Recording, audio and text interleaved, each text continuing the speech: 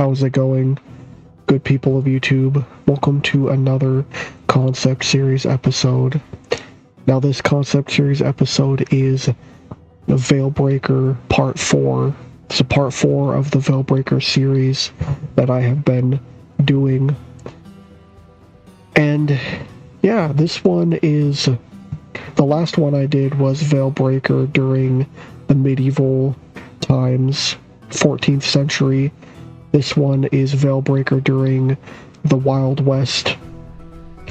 So, Veilbreaker Gunsmoke Veil bridges the medieval prequel and modern saga in the Veilbreaker timeline. A open-world action RPG channeling the Elder Scrolls' endless exploration, skill-driven evolution, faction feuds, and emergent tales in a gritty, supernatural Wild West. Set in the 1880s frontier of Dusthaven, which is the reimagined American West, the Veil strains under silver booms, railroad sprawl, and occult land grabs. Players rise as a Veil-born gunslinger amid ghost towns, bandit raids, and eldritch dust storms, wielding 6 shooters laced with curses. 100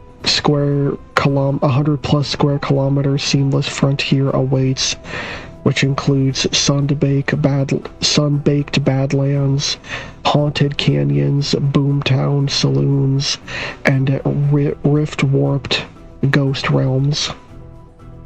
Dynamic perils like spirit stampedes and silver fever outbreaks mutate the map. Will you enforce the Veil's fragile truce, or unleash frontier Armageddon, seeding the 20th century fracture? So let's get into the setting. So, Dusthaven stretches from the arid Mojave wastes to snow-capped Sierras, lawless prairies, and swampy bayous. Supernatural scars bleed through, so you have boomtown hubs.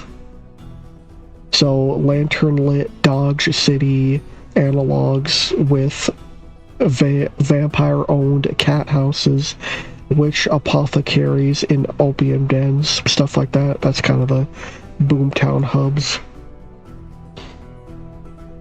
So you have your frontier wilds. So there's coyote-haunted deserts, Comanche spirit trails, Gold Rush mountains crawling with skinwalkers, stuff like that.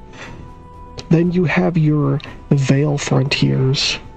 So there are rift gulches, which are abandoned mines twisting into abyssal shafts.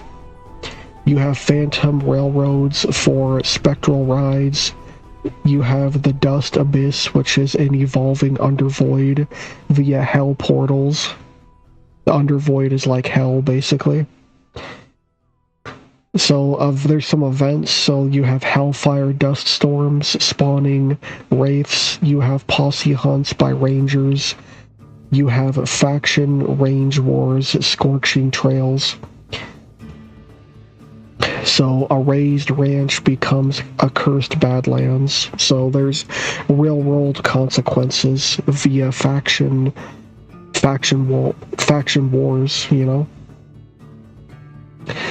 So lore unfolds in wanted posters, occult dime novels, POT visions, and the Whisper Wire, which is a supernatural telegraph network. So here we have the player, character, and afflictions. So forge your Veilborn, look rugged. You can have a rugged look with scars. You can have a dusty backstory. And then you pick an affliction. Suitable, shiftable via vision quests. And it's era-tuned with Elder Scrolls style perks. So, the first affliction. The Mortal. Description and bonuses. A hardened ranger or deputy They have a plus on exploration and a plus on skill grind. Weaknesses, they are bullet prone and they have no innate health regeneration. The playstyle fit, all around drifter / duelist. You know, that's kind of your playstyle fit. Next up we have the vampire. So, the description and bonuses, blood-sucking cattle baron. They have a plus on stealth and they have blood hexes. Weaknesses, they scorch in the daylight and they have a vain thirst. So they have a thirst for blood that they have to quench. Playstyle fit, they're a shadowy claim jumper, so they can be shadowy, stealthy, or they could be, that's kind of their base playstyle fit. You could have a build where it's like, oh, you want to do a strength build, yada yada yada. Next affliction, we have the lycanthrope. Description and bonuses. Moon Mad Coyote Shifter. They have a plus on brawl damage and they have beast modes. Weaknesses, they have silver slugs and full moon fury, so they're weak to silver, and they have a risk of losing control during their fury. Their playstyle fit, they're kind of a rampaging outlaw. That's kind of their playstyle fit. Next affliction, we have the Witch. Description and bonuses, they are shamanic curse slinger. They sling curses, they're shamanic. They have a plus on voodoo rites, and they have spirit packs, which grant certain bonuses and certain perks. Weaknesses, they have recoil hexes and holy water. That's kind of their weaknesses, and with the recoil hexes, you know, recoil, like, basically it's a backlash. That's what it is. It's kind of a backlash. And then holy water is their weakness as well. Playstyle fit, they are a ritual gunslinger. Next up we have the Spectre. Next affliction. Description and bonuses. A ghost rider phasing through lead. They have a plus on intangibility, and they have haunt. They can haunt. Weaknesses, salt rounds is a weakness, and iron talismans. You know, that can be a bad for them. Playstyle fit, they are a phantom bushwhacker. Core gameplay mechanics, so we have progression. So you have skill-based leveling with 20 plus skills. Things like quick draw, riflery, dynamite, lockpicking, and ghost whispering. These improve via outlaws slain, bounties claimed, you know, stuff like that. So next up on the progression, you have Affliction Awakening. Feed the curse. So there's blood trails for vamps. There's prey kills for lichens, and for tiers you have starter tricks, which can transition into legend forms. So like a monster bat form for a vampire, a colossal werewolf form for a lichen, stuff like that. So you have the frontier balance is next up. So you have a silver soul meter, which sways lawman virtue versus bandit vice. So virtue rallies posses, but the vice summons demons. But invites lynch mobs. So it's a karma system. It's good versus evil.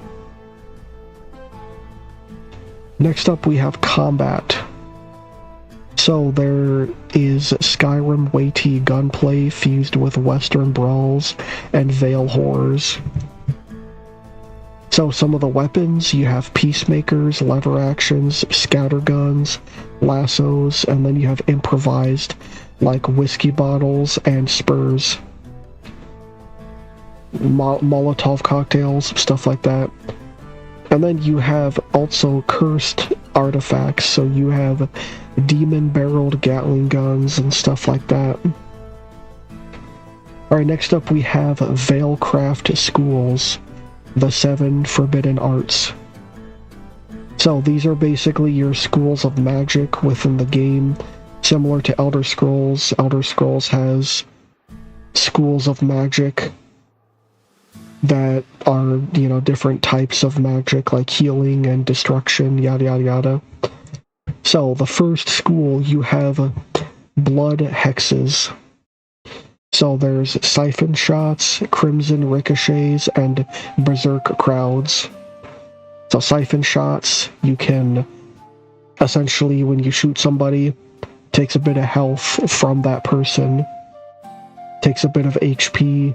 Crimson ricochets, you shoot the wall, it ricochets, and there can be, hit somebody, there can be a bit of maybe a poison effect, maybe not a poison effect, but it basically causes a clot, and it can debuff them, you know, stuff like that. Next up we have spirit riding. So you can call phantoms and you can hijack mounts. So this is kind of like your spiritism side of magic. So you do things like, okay, you can call phantoms, but you can also hijack spiritual mounts. So you can get a spectral, you can steal a spectral horse that wasn't yours and have that as a mount. Alright, next school, curse bullets. So you have things like terror spreads, flesh melt, and mind wipe.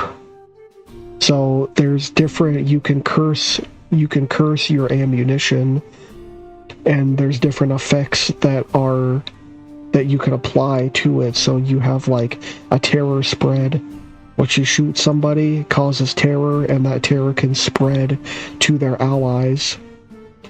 You have, you know, you can melt flesh with your curse bullets, you can mind wipe, you can do all that, you know, and it's all chaotic and, you know, really out there. Next school, you have Beast Rage. So, examples, you have Coyote Maul, and you can also do Scorpion Swarms. This is kind of more druidic, more of your druidic type of magic. It has to do with nature and beast and whatnot. And, you know, you can summon a pack of wolves or coyotes to attack your enemies, and you can summon scorpions, and you can do a scorpion swarm, and they just get absolutely fucked up, you know. Next school of magic, or Veilcraft, Grave Rising. You can animate skeletons from mass graves. So this is your necromancy. You know, this is your, you know, you're raising from the dead and causing havoc and raising enemies and spawning skeletons and all that shit. You know, even like potentially casting blight upon people, plagues, stuff like that. Next school, you have rune branding. So, rune branding, you can do bullet wards and you can have rift barricades. Rune branding is kind of it's more of a protection kind of magic. You know, it's more protection based. You know, you can, it's warding, right? You're warding, you're protecting, all that stuff. Alright, next school we have Hellstorm. So, some of the examples, you have Brimstone Blasts and Sand Tentacles. This is your kind of, your dark magic, your dark arts, you know. Brimstone Blasts, so kind of like, basically, you know, if you've heard the phrase Hellfire and Brimstone, you know, you hit them with a brimstone and it's hellfire, you know, all that stuff. Sand tentacles, so like tentacles come out of the sand, and it's kind of like an eldritch kind of deal, and it attacks your enemy. Perhaps it grabs onto their leg and stops them from moving, stuff like that. And then you have your Veil assisted action time, which is not a Veilcraft. It's not Veilcraft, it's something that's actually built into your character, that every character has. So, it's basically whiskey-fueled premonitions, so slow duels for Fan the Hammer precision. It's a slow motion kind of, it's a slow motion mechanic. You cause slow motion, and you know, you can shoot, you can open up a window of time to do things and all that. And yeah, it's pretty cool. Next up we have crafting and economy. So first up, we have alchemy. So you can create elixirs from coyote glands, ghost ore, and moonshine.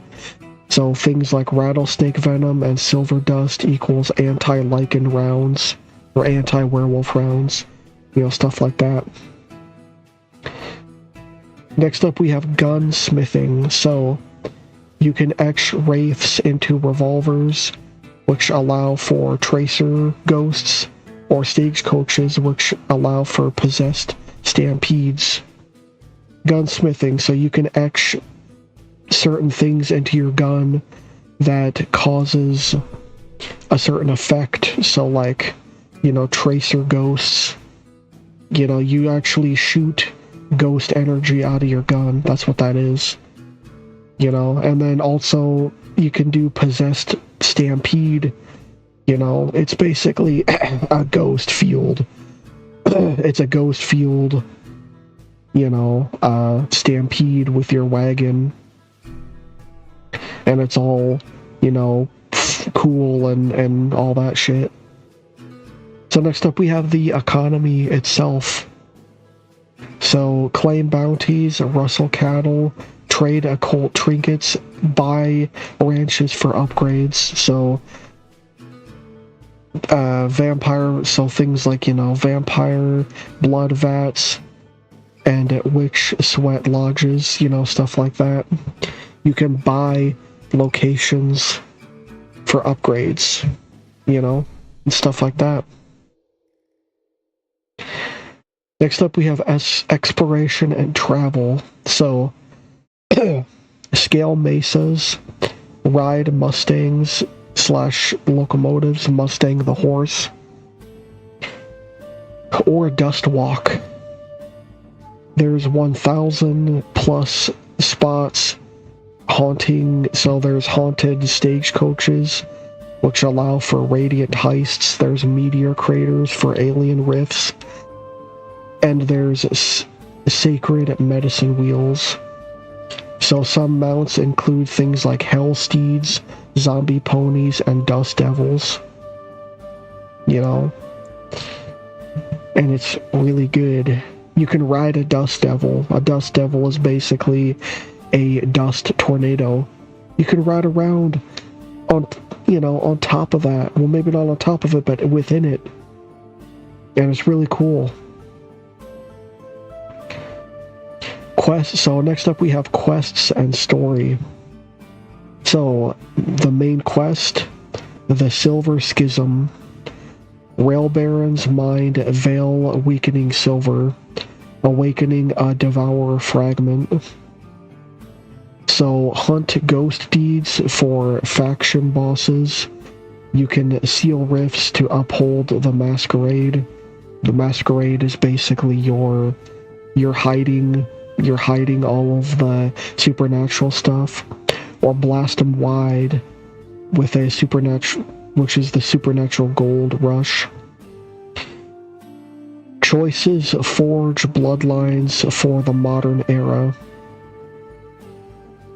Bloodlines equals a timeline. That's what a bloodline is, but it's more of a supernatural twist to it. So there's side quests with 500 plus main ones, as well as endless quests that procedurally generate. So that would a procedurally generated quest would be like a bounty that, you know, is procedurally generated, stuff like that. So some of the side quests: track chupacabras for cryptid bounties. There's saloon shootouts with betrayals. There's nightmare dream walks in opium dens, and train robberies gone infernal. There's dynamic events like ghost towns rising, werewolf cattle drives, and ranger showdowns. So you can draw or holster.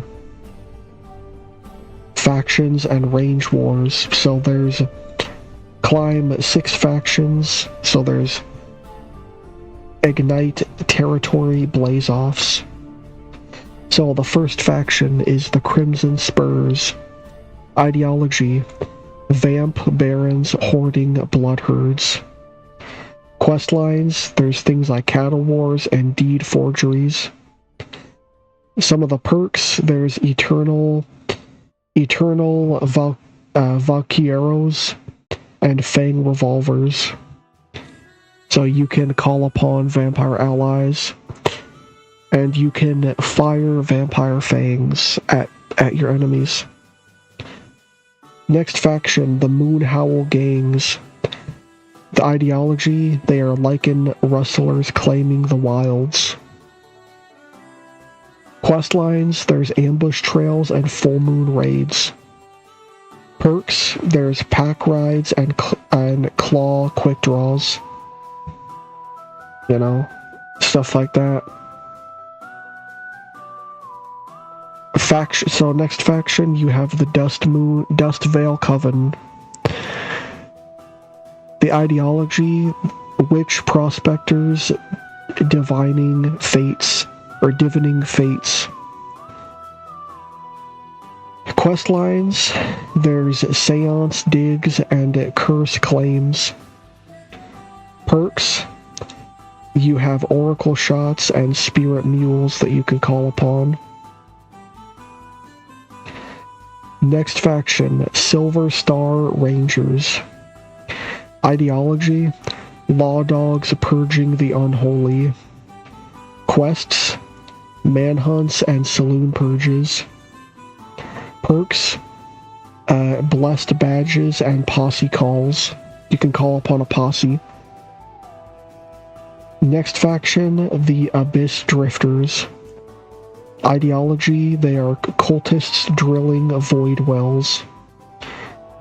Questlines: so there's blasphemy booms and reality quakes.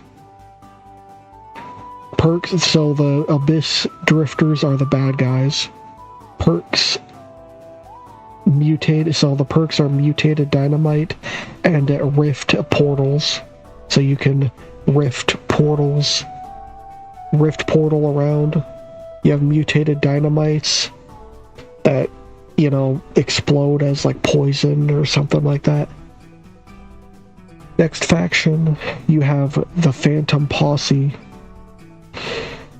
So the ideology: rogue ghosts settling scores. you know, quest lines. There's haunt heists and grave vendettas. Perks. There's you can have bulletproof clothing, or you can become bulletproof. And then there's also whisper bounties and whatnot that you can basically, you can do you can put a bounty on somebody's head and shit like that. It's pretty cool. High noon weddings, there's claim jumps, and saloon thrones of bone. So some of the unique features that you'll see in this. There's a gold fever mechanic. Gaze on horrors for veil ore, which allows you to unlock certain rights. But court madness, so hallucinations spawn mirage fights. So it causes hallucinations and you have to fight hallucinations. Another unique feature, you have echo trails. Co-op, async co-op drop with phantom bounties. So people can put down phantom bounties, which allows for your ghost clone. So for others to duel / partner, so you can put a thing down, and you can summon an ally, or you could fight that phantom, and if you win, awesome, and it's all online. Similar to Dark Souls, for those who have played it. So you have a mod frontier, so there's a full toolkit for custom afflictions, train sieges, and new territories. Yeah. There's a new game plus, so you keep your skills and replay with Torn Veil. So monsters roam free openly, and zombie apocalypses and shit like that. It's crazy. It's a lot more difficult, that's for sure. But you are also max level as well during this. So there's kind of a, it's a little bit more fair. Yeah, man. That's everything. Veilbreaker Gunsmoke Veil, it kind of saddles Elder Scrolls Liberty into Frontier Nightmare. Draw iron, whisper curses, and etch your myth into dust and blood. And that's everything. That is the concept. Make sure to like, subscribe, comment, and when you comment, let me know what you think of this one. But yeah, that's everything. Peace.